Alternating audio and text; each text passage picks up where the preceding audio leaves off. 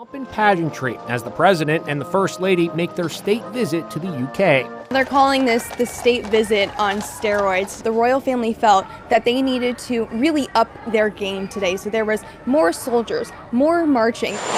The historic event began with Trump and Melania being greeted by William and Kate on the castle grounds.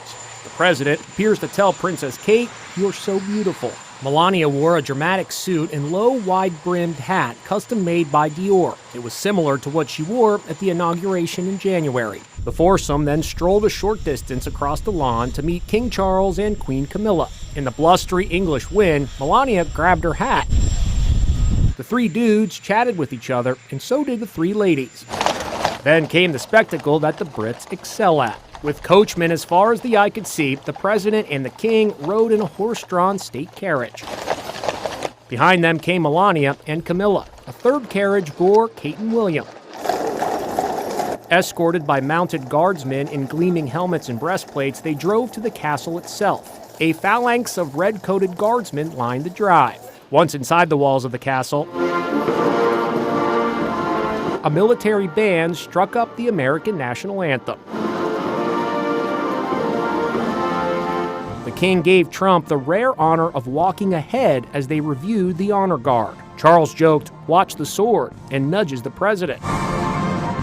In the royals' private chapel, the president and first lady paid tribute at the tomb of the late Queen Elizabeth. Then came a red, white, and blue flyover by military jets. Not everyone gave Trump such a warm welcome. 20 miles away in central London, demonstrators took to the streets. The night before, protesters used a projector to beam a huge photo of Trump and Jeffrey Epstein onto the walls of Windsor Castle. We're also learning that as Air Force One flew out of U.S. airspace yesterday, the pilot of an airplane operated by Spirit Airlines was scolded. He was getting too close. Turn 20 degrees right immediately. Pay attention. Traffic's off your left wing by 8 miles. I'm sure you can see who it is. Just keep an eye out for him. He's white and blue. Get off the iPad. Spirit says the plane followed procedures and air traffic control instructions while en route to Boston and landed uneventfully. Nothing marred the glittering event for the ages. Mr. President, in the 9 months you've been in office, you've been incredibly successful in all but eliminating crossings on your southern border. Yeah. Meanwhile, illegal migration is at record levels in Britain. The Prime Minister is trying to tackle that. What advice would you give to the man standing next to you on trying to stop illegal migration in Britain?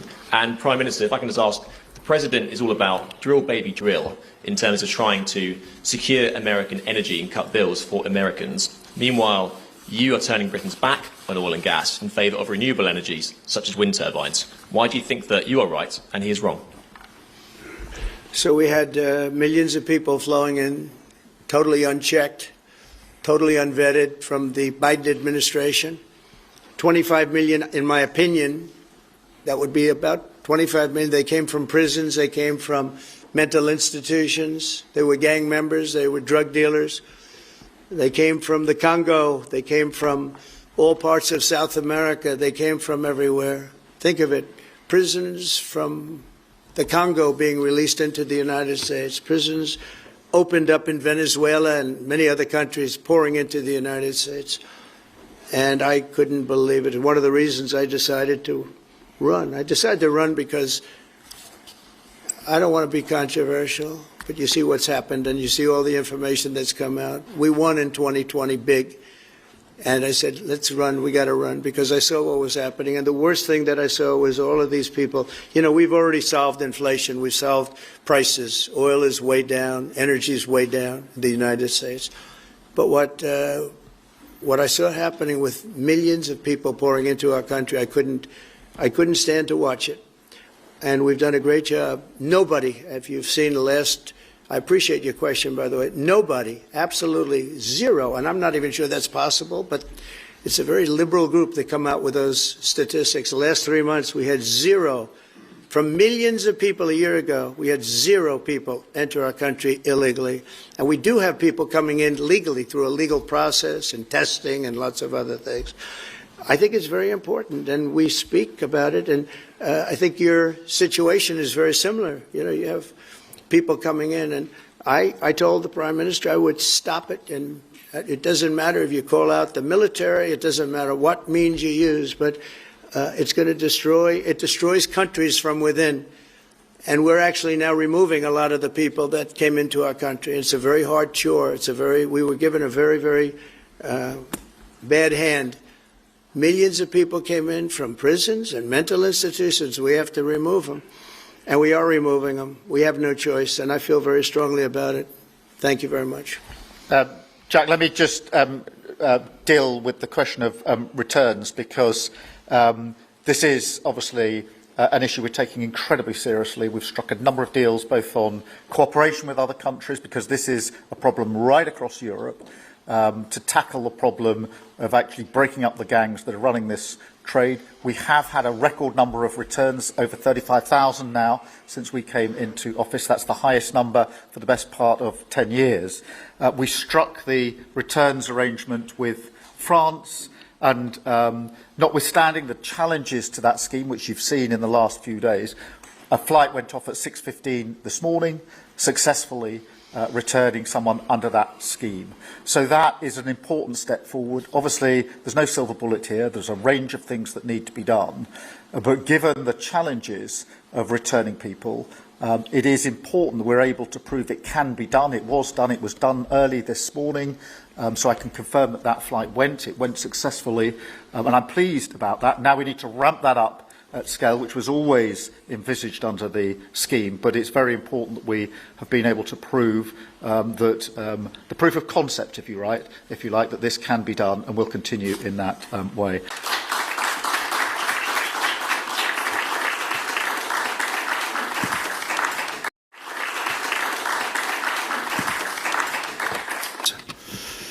This enduring connection is why I was thrilled that the United Kingdom was the very first country with which we made a historic trade deal, and a very good trade deal.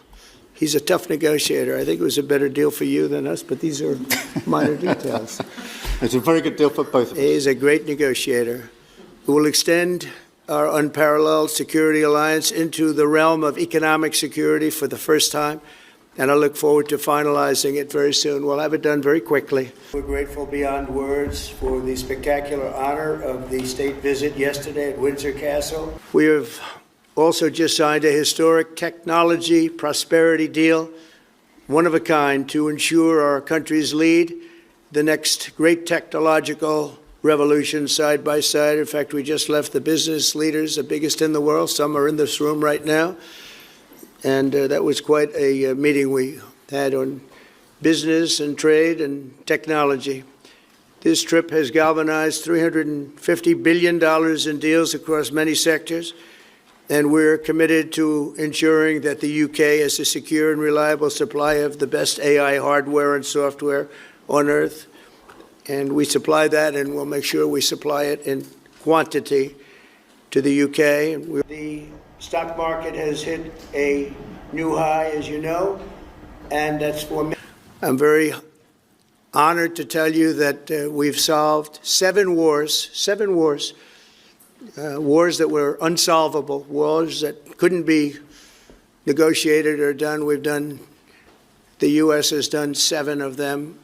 The one that I thought would be easiest would be because of my relationship with President Putin, but he's let me down. He's really let me down. It was going to be Russia and Ukraine, but we'll see how that turns out. But that turned out to be, I thought it might be among the easiest of the group. But we had settled just about every conflict, and as you know, we're working very hard on Israel and Gaza. All that's happening over there. Complex, but it's going to get done. It'll all get done right. And likewise, Russia and Ukraine will get done. As we saw in the unforgettable parade yesterday at Windsor Castle, what a place it is. But you never know in war. You know, war is a different thing. Things happen that are very opposite of what you thought. You thought you were going to have an easy time or a hard time, and it turns out to be the reverse. The fact that they're taking care of it, because the United States is into that war for $350 billion. But over the generations, British and American warriors have shed their blood side by side in defense of liberty and freedom. And that's why it's so imperative that the United States and the United Kingdom stand together for these fundamental rights and values of the English-speaking world, and we've always stood together, and we will continue to. Just last week, a great American, Charlie Kirk, was heinously assassinated for speaking his mind.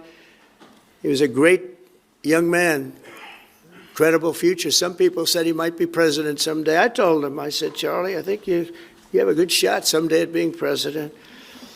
And he just wanted to take care of youth. He loved youth. I've never seen anybody relate to youth like Charlie, and they related to him, and they're devastated. He was a great person. We'll be going out to a service on Sunday. I'll be leaving. But I hope that together our nations can lead a movement to defend the glorious traditions of freedom on both sides of the Atlantic. There could be no greater tribute to the immortal bonds of affection and loyalty that unite the British and the American people for all of time. We have a relationship like no other. It will always be that way. We will always be united. We'll always be together.